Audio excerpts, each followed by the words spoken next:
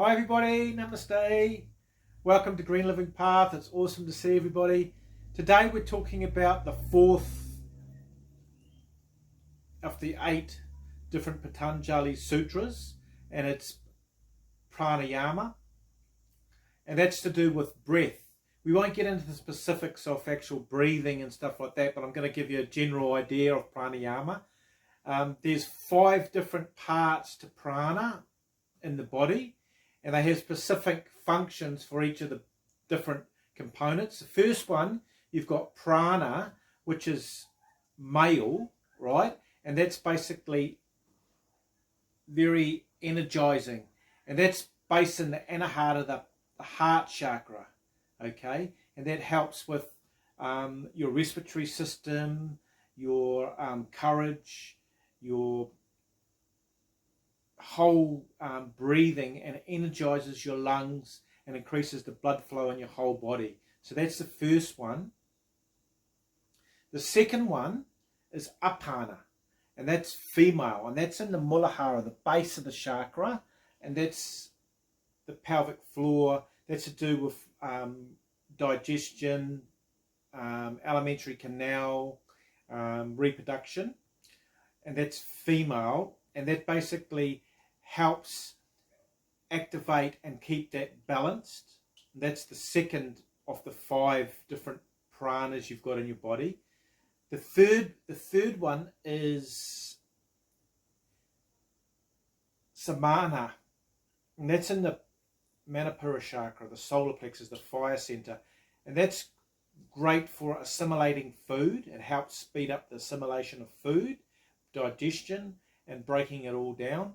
It also has to do with intuition, your gut feeling you get from tuning into this different prana. Now the fourth one is Udanda, and that's to do with the Vishuddha chakra, communication. It also nourishes the brain and your eyes, breathing into the Vishuddha chakra. This is communication. It gives you very good communication and self-expression, and it's an important one as well. Now the 5th one, which is really important, is Vyana, and that's to do with, it's expanding all the prana outwards, and it's to do with your evolution of your consciousness too. So that's a field of pranic, your pranic field that goes around your whole body, and that has a whole bearing on who you are. The field actually emanates from you, and you can strengthen that obviously with pranayama, breathing techniques and stuff like that. The main thing with pranayama is breathing in through the nose. You've got receptors in here that take in prana, so you're breathing in through the nose, belly breathing. You can use yogi mudra, which is disconnecting, helping a circuit connect in your whole body, and then breathing in into the belly, and then just gently breathing out.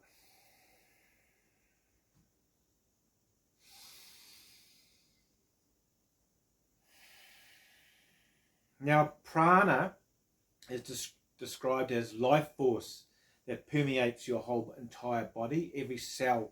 50 trillion cells in our body, roughly, and it permeates all that and beyond as well. And it's prana dwells in all things, and it has an effect. So, for example, if you're feeling low and apathetic, not motivated, and even got anxiety and stuff like that, that's because one of the reasons is because you've got low prana.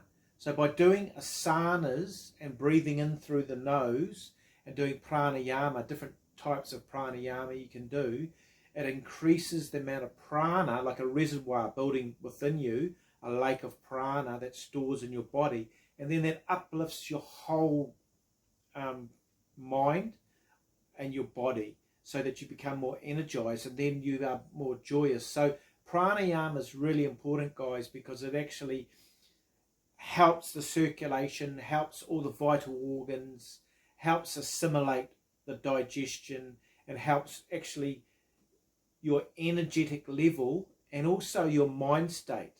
So by increasing the amount of prana in your body, it's expanding your consciousness and also helping you on your mind state become happy and joyous.